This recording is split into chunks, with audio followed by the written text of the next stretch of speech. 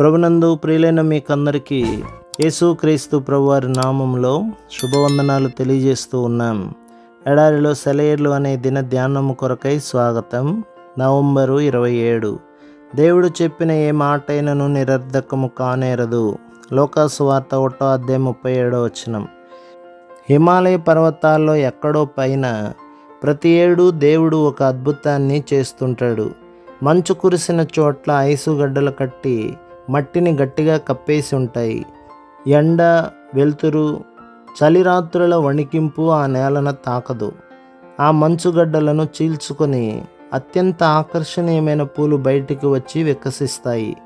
గడిచిన ఎండాకాలమంతా ఆ మొక్క నేల మీద పాకుతూ తన ఆకులను, కొమ్మలను వ్యాపింపజేస్తుంది.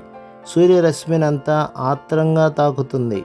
ఆ వేడిమినంతటిని చలికాలం పొడుగున తన వేళ్లలో భద్రంగా దాచుకుంటుంది. వసంతం రాగానే మంచుగడ్డల క్రింద ఉన్న మొక్కల్లో చలనం వస్తుంది. దానిలో నుంచి పుట్టిన వేడి మంచు పొరలను కొద్ది కొద్దిగా కరిగిస్తూ ఆ మొగ్గ పెరుగుతుంటుంది. ఆ మొగ్గ అలా చొచ్చుకుంటూ వస్తున్నప్పుడు మంచులో చిన్న గాలి ప్రదేశం ఎప్పుడూ ఆ మొగ్గ చుట్టూ ఉంటుంది. మంచు పొరను తొలుచుకొని మొగ్గ బయటికి వచ్చిన తర్వాత సూర్యరశ్మిలో ఇది అందంగా వికసిస్తుంది. ఎండలో మంచుగడ్డ తళతళలాడినట్టుగానే ఆ పుష్పపు ముఖమల్ ఎరుపుదనం తళతళలాడుతుంది. స్ఫటికంలా స్వచ్ఛంగా మెరిసే ఈ పువ్వు మన హృదయంతో మాట్లాడినంత స్పష్టంగా వెచ్చని వాతావరణంలో విరబూసిన బంగారు రంగుల పూలు మాట్లాడలేవు. అసాధ్యాలు సాధ్యం కావడాన్ని చూడడానికి మనం కుతూహలపడుతుంటాం. దేవునికి కూడా ఇదే ఇష్టం. చివరిదాకా ఎదుర్కోండి. మానవపరమైన ఆశలు, ప్రయత్నాలన్నీ దేవుని శక్తికి ఆటంకాలే.